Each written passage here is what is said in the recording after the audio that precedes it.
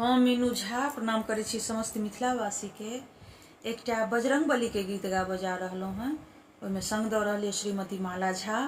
धन्यवाद। जय मिथिला, जय मैथिली।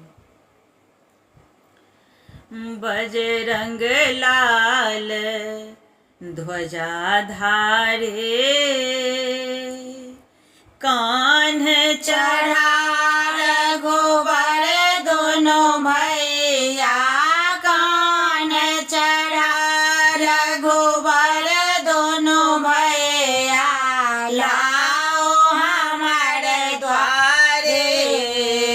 बजरंग लाल ध्वजा धारे,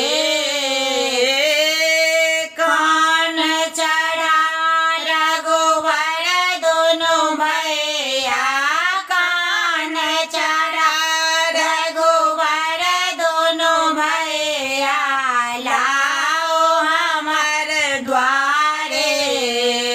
बजरंग लाल ध्वजा धारे, रावण रखलन सिया चोरा क बन अशोक झारे। रावण रखलन सिया चोरा क बन अशोक झारे।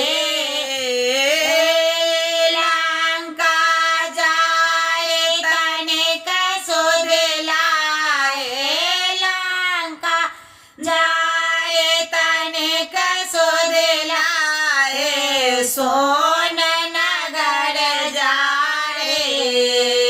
बजरंग लाल ध्वजा धारे, मूर्छित लखन लाल के केलन सत्यवान मारे। मूर्छित लखन लाल के केलन सत्यवान मारे।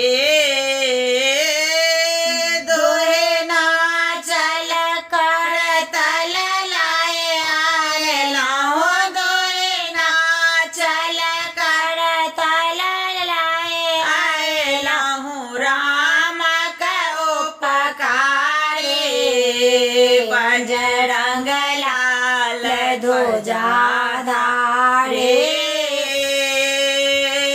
अनहोनी के होनी कर दे होनी को टारे। अनहोनी के होनी कर दे होनी के टारे।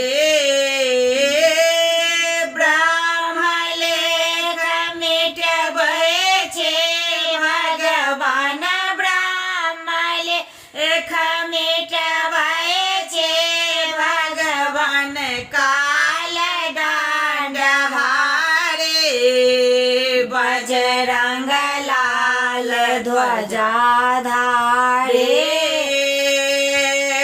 संकट मोचन नाम धरे, लौं निर्धन के तारे।